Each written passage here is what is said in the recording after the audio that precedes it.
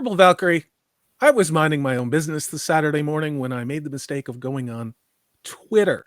Now, I'm really grateful that Darius Munchausen included me on this tweet, but then it kind of sent me into a weird spiral. And you and I were talking most of the day about what that was. Now, the source of this is actually an article on Vice. You remember, Vice just went bankrupt. Who bought Vice, Purple Valkyrie? Who is that again? Yes. You and I then spent a lot of this morning talking offline about this article we're going to take a look at related to, I don't know, how would you describe it, Purple Valkyrie? A rabbit hole of disturbingness that I really could have done without, but it is a fascinating read. This is the article. It's called Lord of the Rings is Still Gayer Than Ever. Purple Valkyrie. Thank God. Thank God. I was beginning to wonder. So the article of this is written by Mary Frances Frankie Knapp. How Tolkien's epic fantasy helped her find gender euphoria and express it on her own terms. This is the money shot. I, of course, used this in the opening of this video.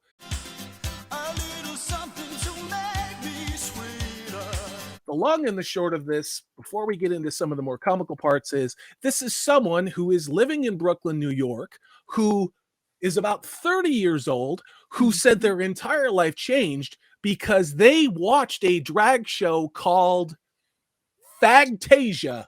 Fagtasia, yes.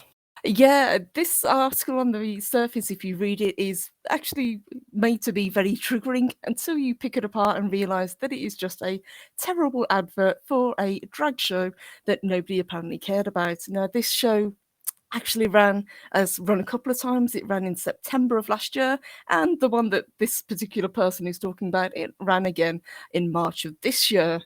Now, if you've never heard about it, I'm not too surprised, but it's exactly what you would expect. So the article says J.R.R. Tolkien probably wouldn't have approved of a night-branded Fagtasia. Lord of the Rings is about to get Helm's Deep. That is literally the title. That is literally the title. Do you think Tolkien would? I don't think so. Chances are it would have melted his Victorian-era brain. But the opinions of the presumably but not definitively straight Tolkien. Oh wow. You see what I mean about them pressing all of the right buttons to trigger people? Are ultimately beside the point. So the first thing this article does is says Tolkien actually was a closeted homosexual, and what he thinks about what someone else is doing to add homosexuality, which he as a Catholic would have been very much against, is irrelevant. Only this 31-year-old living in Brooklyn who's a Marxist is the arbiter of truth on Tolkien. Who appointed this person the arbiter of what is Tolkien? Not to mention good taste in not being mentally ill, I'm not entirely sure.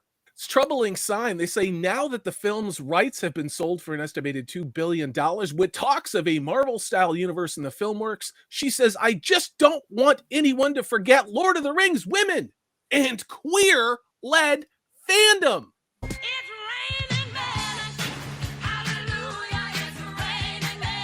Or worse, trivialize it, which is exactly what the show did. Now, we covered it when the Embracer group took over, and one of the things they talked about was stage plays. Now, is this a sign of things to come?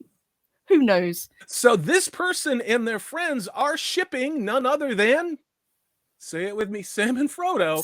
Say haters will say Sam is a straight man, which is totally untrue. He had 14 kids, but what's that got to do with anything? He was a closeted homosexual, just like Tolkien, just like everybody's gay and everybody's communist, apparently, in this person's very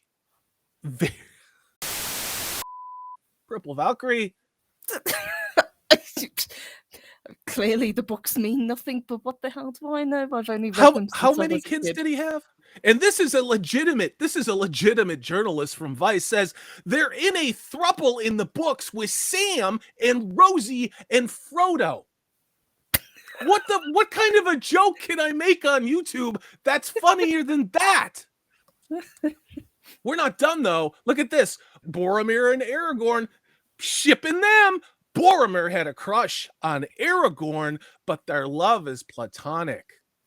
So that's what this writer on Vice wants the people from the Embracer Group and Warner Brothers to know is be sure to make Sam and Frodo and Rosie a throuple and to have very strong gay, unrequited love between Aragorn and Boromir. This writer continues, she says, has a pansexual woman who only recently has leaned into her queerness. What? The Lord of the Rings books and Peter Jackson films were essential to her nurturing her identity outside of traditional gender roles. Purple Valkyrie, when you watch those movies, did it help you identify your gender role? What did I get out of the movies? I got a incredible story with hero characters, which is what we needed. We didn't need to identify with the female characters just because they were female. I've talked about it. My favorite character in Tolkien has always been Bilbo. This is it is a parody. This whole entire article is a parody. It's written to trigger people and push people's buttons. She goes on, she's always known this in her bones, but the strobe lights of Fagtasia illuminated brought it to another level. Now that brings us back to the entire reason of this triggering, deliberately Marxist provocative article, which is to market, like we talked about, a drag show in Brooklyn with drag queens doing Lord of the Rings drag. Yes, and not only Lord of the Rings, they've covered a whole lot of things, but this one, I think because it is Tolkien, because they know the reaction of the fans, because of what happened with Rings of Power, they know that this will get people fired up. I can see why Vice went under. This woman says that she discovered Lord of the Rings in the 90s in the 4th grade when her friend's mom read the trilogy. Then she started to go barefoot at school and keeping a diary in dwarven ruins, parted her hair over her ears like an elf, and tried to get really good at hopping around rocks like I imagined Gollum would. Well, all of that kind of sounds like a normal childhood. The thing about childhood is eventually it ends, and at least with my generation and generations preceding this woman's, we grew out of that. We grew out of the attention-seeking behavior. We also realized that we needed to do more than live inside our own imagination, like the world revolved around us. And isn't that the essence of what she's saying? It's not the story that she's attached to.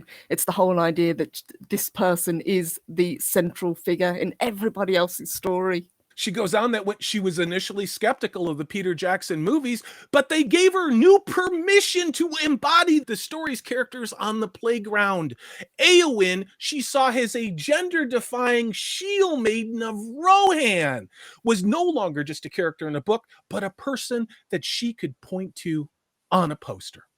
Gladriel, who Tolkien described as, quote, an elf of Amazon disposition who bound up her hair as a crown when taking the field in athletic feats, was clearly the dom in her marriage, even though she didn't wield a sword in the movies. Purple Valkyrie, I'm no biologist, but I know you're a woman. Did you see that? Did you see that Gladriel was a dom, probably bordering on an elven dominatrix?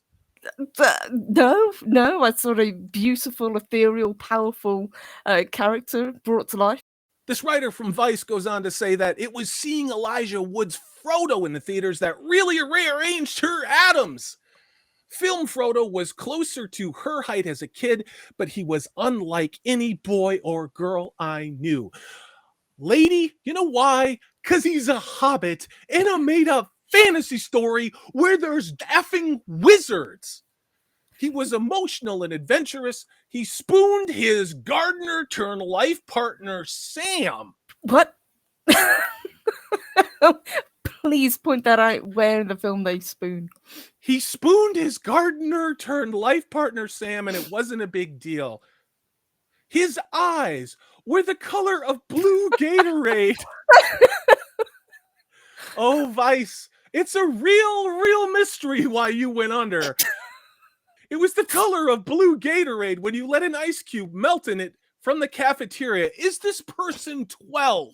Is this a 12-year-old in a 31 or 29-year-old's body? Mentally, it sure seems like it. Even then, it would be a really emotionally immature 12-year-old. To continue, she says, his shag haircut is the preferred chop of many Bushwick gays. All right. I don't know what a Bushwick gay is, but I'm thinking it's a Brooklyn, New York rich kid, okay. wannabe communist, mommy and daddy pay for Trust fund everything, baby. Yeah. trust fund. Mm. Yeah. She says she wanted to be him, and a version of herself desired by Frodo. Purple Valkyrie, when you watched the Lord of the Rings movie, did you want to have sex with Frodo or Sam? Or, I mean, everybody probably wanted to do it with Legolas and Aragorn, but was that what Frodo was all about? Was knocking boots when you saw Frodo and Elijah Wood on the screen? No, not at all. I mean, I like Elijah Wood. I think he's a great actor. Seeming Maniac is actually fantastic. But as Frodo, it's no secret I didn't like him. I thought he was way too vulnerable. I thought he was portrayed as being too weak. And sorry, I can't get the idea of Sam and Frodo spooning out of my head now. It gets weirder, though. Oh, yeah. It gets weirder. She says, I wanted to oscillate between the skin of a hairy little stinker and a towering she-elf with a star, and not a male-bound gaze. Okay, so she wants to have a threesome with Frodo and dominatrix Gladriel. Once again, this is Vice. Vice, you do understand why you're out of business, right? Audience, you do understand why a George Soros affiliated organization has bought Vice to continue this, right? If this person wanted that, there's such a thing as fan fiction. You could have written it and got it out of your system, and I didn't ever have to know about it. She says, the result was kind of a Middle-earth Fernwa in gender euphoria, a proto-goblin core state in which I just wanted to feel safe in my hobbit hole, kiss my friends on the forehead like the fellowship members on screen, and embody a number of the legendarium's gender bending beings, from its bearded dwarven women to Sauron the shapeshifter. Yeah, when I think of Sauron, I definitely think of trans. What about you, Purple? Absolutely, your mind immediately goes to drag queens, doesn't it? And as for bearded dwarves, well, I thought that they said that the dwarves didn't have beards, even though they were clearly portrayed in Peter Jackson's films. This is why I didn't go live, because I would be screaming profanity and breaking things like Prophet of the Dragon. She goes on, Tolkien gave vibes and a gentle, often ambiguous nature of many landscapes and characters. Okay, that's actually the first bit of journalism that makes sense. The closest thing that she's come to finding her own Rivendell was when her friend Lewis, again, this is someone who's a journalist who's writing this like any of us should give one shit about who Lewis is. Who the fuck is Lewis? There is no Lewis. She's just pulling this out of her ass. When my friend Lewis started an abolitionist, queer-friendly community garden. Of course he did. That's a thing that absolutely happened. That's the closest she came to ever finding her own personal Rivendell. Once again, context. This is a writer from New York City, from Brooklyn, who very obviously doesn't really go outside very much and considers being in the woods, walking under a tree where a dog has pooped on the sidewalk. She then inaccurately states that in the 70s, the Tolkien books rose to popularity and that hobbits were considered eco-warriors. That is not true at all. That is a construct that resulted out of the bullshit of political correctness in the 1990s. The hobbits in the 60s and early 70s were looking as an escape from post-industrial life. everything through a Marxist lens. She says the film's specific popularity amongst millennial women, yeah, there's a demographic which has added a lot to Western civilization, hasn't it? It's understanding our own intersections of privilege and oppression and how that will fundamentally change our behaviors and attitudes and values. The New York Times investigated in 2022 and traced two major points: the absence of character development through sexual A common trope in Game of Thrones fantasy. Not incorrect, but still. And then it goes on, and the inclusion of loving male friendships. Yeah, you can have male friendships and not it be a sexual one. It is a thing. So because The Lord of the Rings wasn't all rapey, this was a good thing, and that's why millennial women like it. That's literally what this journalist is saying. To quote, for women, Lord of the Rings wasn't just a place of wonder, but of safety. I would like to rebuke that as a millennial woman. I've always loved this. The films were fantastic. And on Monday, that's exactly where I will be going. I will be diving back into the three films in cinema for the first time in about 20 years. I'm so jealous you're going to go see that. She goes on, as validating as the Times article was, it barely scratched the surface of Lord of the Rings queer fan base, which she asserts has been one of the devotees' longest standing yet overlooked factions. You know what that's called? That's called intersectionality. This entire article is Marxist. It's Marxist. It's using intersectional feminism. It's drawing identity from victimhood. It's making it about this woman child who's 31 years old, who lives a very insular life in New York City, who has to point out to the rest of us how really she owns, in her kind, own Lord of the Rings, and it's the rest of us who are the problem. She continues. Aran, 28, is a Tolkien book enthusiast who describes the relationship to the gender politics of Tolkien as cathartically combative. Because that's what it's all about. Yes, you can't have Tolkien and his characters, all his beliefs, without pushing against them and showing just how wrong he was as the author of these incredible characters. To continue, Lord of the Rings has a fascinating mix of suffocating Catholicism. We should talk to Miss Martin Muses about that. She was one of the people I spoke to in the fire of the fandom. In strainingly repressed queer gender curiosity. Lord of the Rings has strainingly repressed queer gender curiosity. What are you talking about? That's just a word salad. This whole article is an absolute work of art in how to mess with people's heads. It is beautifully written if you look at it as a parody, which is what it is. And that's the way to treat it. Because this is all to promote a shitty drag show, which is all drag of Tolkien characters. And you can kind of see this again. Once you understand the context of this and the purpose of this, this is meant to trigger us so that we react and go blah, blah, blah, blah, blah. And they go, look at all the Istinphobes. You know what I mean? It's the same thing. Like when you have a spoiled child and that child wants attention. Now, if they don't have any skills or any intelligence or any empathy, they're going to act out and do negative things because those negative things get them attention. We've been seeing that a lot in our entertainment with showrunners, with writers. We're seeing it in this article. This is totally insane. It's totally insane. And yet, this is kind of all they got to offer as individuals. Yes. Please cast your mind back to all the names that we were called when we decided to push back against rings of power. Yeah.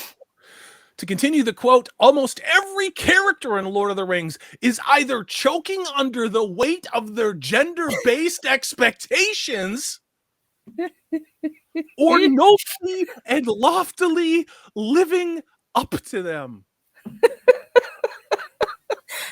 How dare Aragorn be a heroic male archetype? How dare he have the hero's journey? Aaron, who we don't know, who lives in Brooklyn with this other person who's a communist, and may or may not actually be a person. It's just a construct. This could have been Yeah. written by AI for all we know. To continue, this mysterious Aaron whom probably doesn't exist and is a literal straw man. Quote, "Of course, none of this has any explicit transness." Here we go. If you're following along at home with your intersectional woke globalist agenda card, it's hitting every branch. But it doesn't have to in order to be applicable to trans people and trans stories. Essentially, Lord of the Rings has space for everybody, which is really a large part of its wide success. This article, there is no logic to this article. There is no logic, but that is actually probably the most truthful line, and it always has been. That's the whole point of Lord of the Rings. It had a lot more space for people before this, before people who came into it like this, wielding their woke intersectional Marxist hammer to drive others out from it so they can occupy it and change it.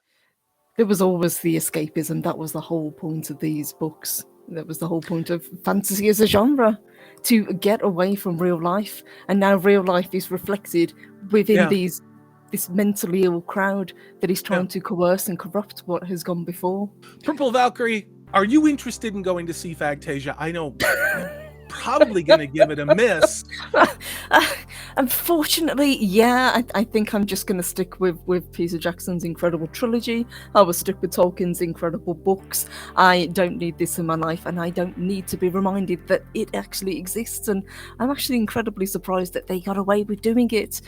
This whole article, although an absolute work of genius, when you pick it apart and actually see what it was nothing but an advertisement for a show that probably not a lot of people bothered to go see, and will not be shown again, thankfully. But it is a highlight of what is to come now that Tolkien's work is in the technically public domain. Do not be surprised when you see more of this, and this is exactly what is being pushed. And it won't stop with Tolkien. It will be anything else that they can get their hands on. Star Wars, Star Trek, Lord of the Rings, Doctor Who. Doctor Who. Doctor Who. Exactly. It's in all those things. And here's the thing. It's going to intensify. I don't mean to be dark. It's not Black Pill. Understand what is going on. Something is more important to them. Disney, Warner Brothers, all of them, than money. It's this message. It's changing Western civilization. Do your own research as to why. Spoiler alert, it's not a good outcome. I'm Salty Travel and Sea. Thanks for hanging out with me, checking out this weird stuff. Purple Valkyrie, thank you for being up late UK time to talk about this with me. You all, please, if you haven't clicked that like button, please subscribe if you haven't, and we'll see you in another video. Take care.